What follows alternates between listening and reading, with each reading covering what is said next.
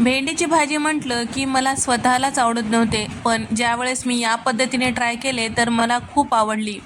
तर तीच पद्धत आज तुमच्यासोबत शेअर करणार आहे. त्यासाठी व्हिडिओ स्किप न करता पूर्ण पहा. तर इथे मी साधारण 300 ग्राम इतकं भेंडी घेतली आहे. स्वच्छ धुवून पुसून घेतलेली आहे. त्यानंतर पुढची मागची देठं कट करून मधोमध चीर देऊन घेतलेला आहे.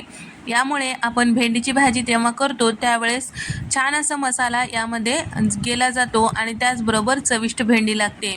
तर भेंडीला जो चिकटपणा असतो त्यामुळेच मला भेंडी आवडायची नाही. पण भेंडी पहिल्यांदा परतून घेतलं की भेंडीतला चिकटपणा कमी होतो आणि भाजीला चव येते.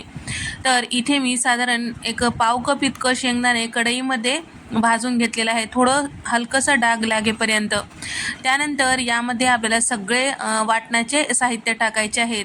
तर या ठिकाणी इथे मी चमचाभर इतकं जिरे आणि 2 ते 3 लवंगा, 2 हिरव्या वेलच्या, सुकं खोबरं साधारण 2 चमचे इतकं मिक्सरला बुरा करून घेतलेलं आहे आणि 2 चमचे तीळ. आता हे सगळं छान असं परतून घ्यायचं आहे. भाजून घेतलेले सगळे जिन्नस थोडंसं थंड झालं की मिक्सरच्या भांड्यामध्ये टाकायचं. चवीपुरतं मीठ टाकायचं, चमचाभर धने पावडर, 1 चमचा लाल मिरची पावडर, 1 चमचा हळद, 5 ते 6 लसूण पाकळ्या आणि बारीक चिरून घेतलेला साधारण 4 चमचे इतकं कांदा टाकून घेतलेला आहे. आणि त्याचबरोबर इथे मी साधारण 3 चमचे इतकं बारीक शेव टाकून घेतलेला आहे. जो 0 नंबरचा शेव येतो ते किंवा जाडही टाकून घेऊ शकता. 1 इंचाचं आलं टाकून याचा बारीक असं पेस्ट तयार करून घेतलेला आहे. स्पेशल यामध्ये मी कुठल्याही प्रकारचा गरम मसाला वापरणार नाही. जर तुम्हाला आवडत असेल तर वापरू शकता. 2 चमचे तेल टाकून भेंडी आपल्याला छान असं परतून घ्यायचं आहे, हलकंसं डाग लागेपर्यंत, थोडंसं नरम होईपर्यंत. तर या ठिकाणी आता भेंडी जी आहे साधारण 70 ते 80% पर्यंत छान असं नरम झालेली आहे.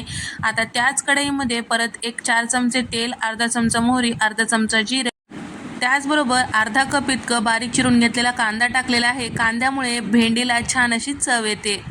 आता थोडा वेळ परतून घेतल्यानंतर यामध्ये आपल्याला टाकायचं आहे टोमॅटो. तर इथे मी साधारण 2 टोमॅटो मिक्सरला थोडंसं ओबडधोबड असं फिरून घेतलेलं आहे, ते टाकलेलं आहे. आणि 1 चमचाभर मीठ टाकलेलं आहे, जेणेकरून आपला टोमॅटो लवकर असं नरम होईल. त्यानंतर आपण मिक्सरला फिरवून घेतलेलं जे वाटण होतं ते सुद्धा टाकून घेतलेलं आहे. परतून घेऊया. आपण यामध्ये शेव वापरलेला आहे, त्यामुळे काय होतं हे कढईला लगेचच चिटकला जातो. त्यासाठी थोडंसं पाणी टाकणं गरजेचं आहे. आपल्याला जास्त वेळ हे वाटण परतून घ्यायचं आहे. तर या ठिकाणी हे सगळं छान असं वाटणामध्ये पाणी टाकून परतून घेतल्यानंतर थोडंसं हे वाटण परतलं असं खात्री झाल्यानंतर परतून घेतलेली जी भेंडी आहे ते टाकायची आहे. आता भेंडी टाकल्यानंतर वाटणामध्ये थोडंसं आपल्याला परतून घ्यायचं आहे. तर ही भाजी आहे जी आहे थोडीशी सुक्या वाणावरच करण्यात आहे, जास्त अशी पातळसुद्धा नाही आणि लपतपीसुद्धा नाही. तर या ठिकाणी आता थोडंसं आणखीन पाणी टाकून घेतलेलं आहे, पाव कप इथं. टोटल इथे मी साधारण अर्धा ते पाऊण कप इतकं पाणी टाकून घेतलेलं आहे. आणि थोडीशी कोथिंबीर, रंग छान येण्यासाठी चमचाभर बेडगी मिरची आणि त्याचबरोबर यामध्ये साधारण 3 चमचे इतकं क्रीम टाकून घेतलेलं आहे. हे सगळं छान यामध्ये व्यवस्थित मिक्स करून घ्यायचं आहे. 1 चमचाभर कसुरी मेथी टाकून घ्यायचं आहे. सगळं मिक्स केलं की आता इथे आपली भाजी तयार झालेली आहे. कुठल्याही प्रकारचा गरम मसाला आपण वापरलेला नाही. तर यामध्ये जे लवंग, विलायची वगैरे वापरले आहे ते सुद्धा तुम्ही स्किप करू शकता.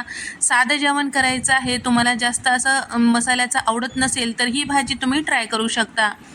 तर अशा नवनवीन रेसिपीजसाठी चॅनलला सबस्क्राईब करा आणि व्हिडिओ आवडल्यास लाईक करा, शेअर करा.